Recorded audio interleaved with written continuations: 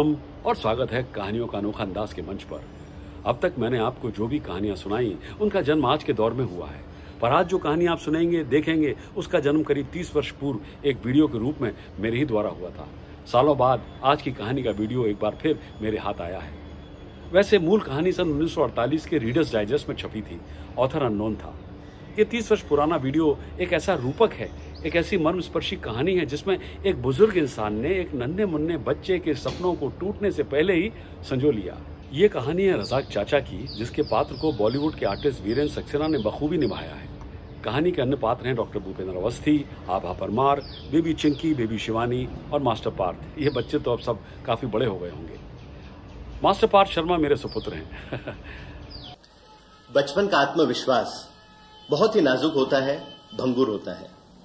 इसे हम वर्षों तक संजो कर रख भी सकते हैं या फिर क्षण भर में मिटा भी सकते हैं। मुझे याद है, जब मैं 4 या 5 साल का था, मैं अपनी मां के साथ हर रोज बाजार जाया करता था।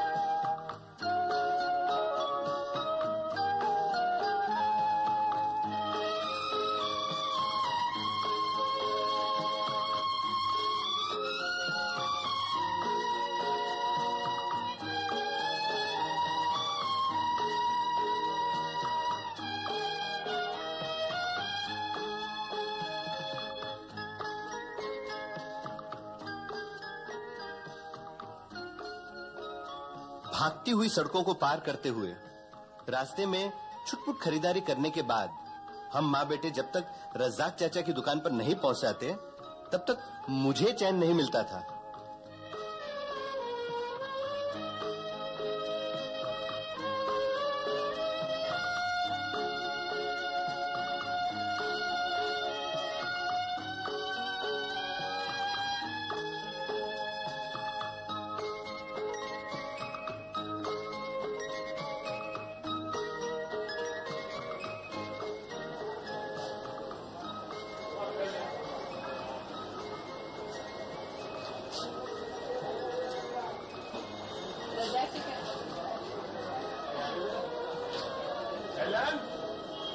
चैन दे देना। क्या बात है, आज छोटे मियाँ दिखाई नहीं पड़े? आए हैं ना, ये क्या है? ओहो, तो आप यहाँ छिपे हुए हैं। हाथ मिलाइए। ये लीजिए पैसे। आपके पैसे हुए?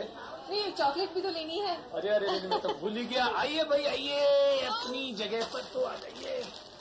बहुत भारी हो गए आप तो छोटे मियाँ। उनकी दुकान की सभी चीजें मुझे ललायत करती थी। फैसला करना मुश्किल हो जाता था कि क्या खरीदूं और क्या नहीं। क्या? कभी कभी तो लाल टॉफी खरीदने के बाद मैं सोचता कि क्यों न पीली टॉफी खरीदी जाए, शायद वो देर तक मुंह में रहे। रज़ाक चाचा की अनुभवी आंखें मेरी मासूमियत को समझ जाती। तो बेटा, उस छोटी सी उम्र में मुझे पैसे का कोई ज्ञान ही नहीं था। मैं तो सिर्फ इतना जानता था कि जब भी माँ रज़ाक चाचा से कोई चीज लेने जाती थी तो उसके बदले में अपने पास से उन्हें कोई चीज दे देती। धीरे धीरे ये अदला बदली का नियम मेरी भी समझ में आने लगा। फिर मैंने एक दिन निश्चय किया कि मैं अकेले ही रज़ाक चाचा की दुकान में जाऊंगा और चॉकलेट्स और टॉफी वहां से लेकर आ जाऊंगा।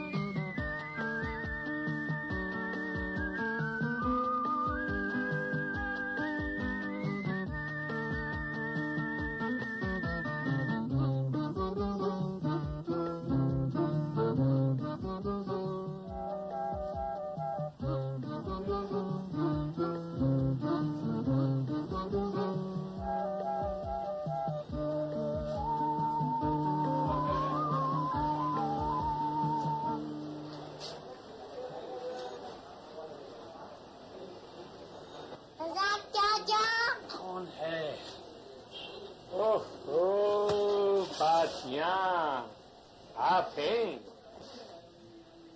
कहिए, आज आप अकेले कैसे आए? आपकी मम्मी नहीं है? नहीं, मेरी माँ काम कर रही थी। और आप घर से अकेले भाग गए? गलत बात। क्या चाहिए आप? चाचा, वो जो पीली वाली टॉफी थी वो दे दीजिए। ओहो, पीली वाली टॉफी। लीजिए लीजिए लीजिए, ये पीली वाली टॉफी। उसमें चॉकलेट भी डाल दीजिए। अच्छा, और चॉकलेट भी चाहिए आपको? ये मैंने दे दी आपको चॉकलेट। अब मैं एक गोली और देता हूँ आपको, ठीक है? वो मुंह में बहुत देर तक चली, गलती नहीं, जल्दी से। ये लीजिए लाल वाली, ठीक है? चाचा, वो जो पीली वाली टॉफी थी उसको बदल के लाल वाली दे दीजिए। मियाँ, आपकी रोज की अदला बदली की आदत तो जा नहीं सकती, ये मालूम है, आप ऐसे ही करते। ये लाल वाली चाहिए ना?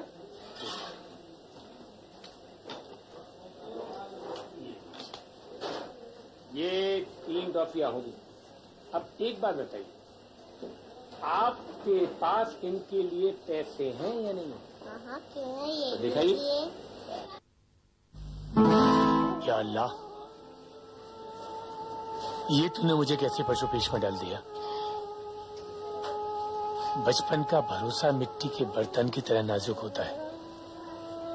अब इसके यकीन को, इसकी मासूमियत को मैं संभाल भी सकता हूँ और पल भर में इसके सपने बिखेर भी सकता हूँ। इससे कहता हूँ कि ये कंचे हैं, पैसे नहीं, तो इस मासूम का दिल टूट जाएगा। चाचा, क्या कम पैसे है? नहीं बेटा, कम पैसे तो नहीं है, ये तो ज्यादा दे दिया आपने मेरे को। ये 2 वापस कीजिए, ठीक है? अब हिसाब ठीक हो गया। 2 हमारे पास, 2 आपके पास, ठीक है? ले लीजिए चॉकलेट। इस घटना को 25 साल हो गए और मैंने भी दाल रोटी के लिए अपनी एक दुकान खोल ली।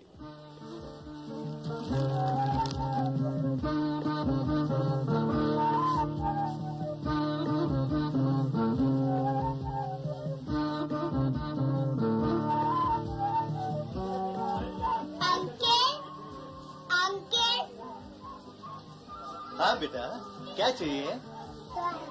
टॉयज? कौन सा टॉय चाहिए? ये वाला हैंड?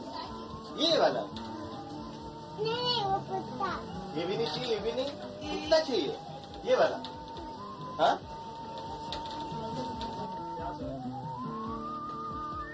ये रहा आपका कुत्ता। आपके लिए चलता है ना? ये चलता भी है और भौंकता भी है, ये देखो।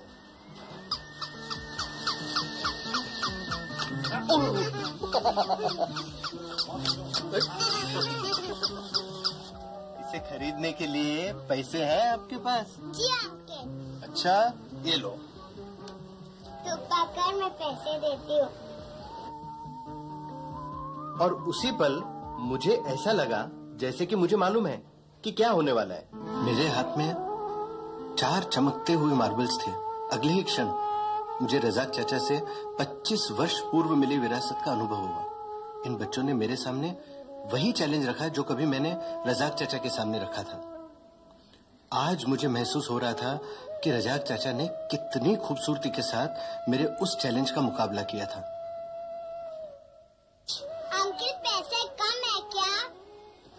नहीं बेटा, आपने तो मुझे ज्यादा पैसे दे दिए।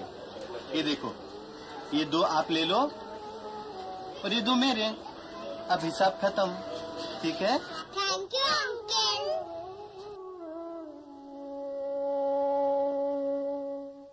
Welcome back. उम्मीद है कहानी ने आपके मन मस्तिष्क पर अपना प्रभाव छोड़ा होगा। बच्चे आने वाले कल की आशा के प्रतीक होते हैं, भविष्य के कर्णधार होते हैं। ये बात हम कई बार कह चुके हैं, कई बार दोहरा भी चुके हैं। हम चाहते हैं कि हमारे बच्चों की तालीम, उनके बचपन की बुनियाद ठोस हो, लेकिन अभी भी बहुत कुछ करना बाकी है। अपने बच्चे को ये देखने दें कि आप उसे करने के लिए कहने के बजाय खुद एक अच्छा काम करते हैं या नहीं, जिससे वो एक बड़ा होकर एक वास्तविक दयालु इंसान बन सके।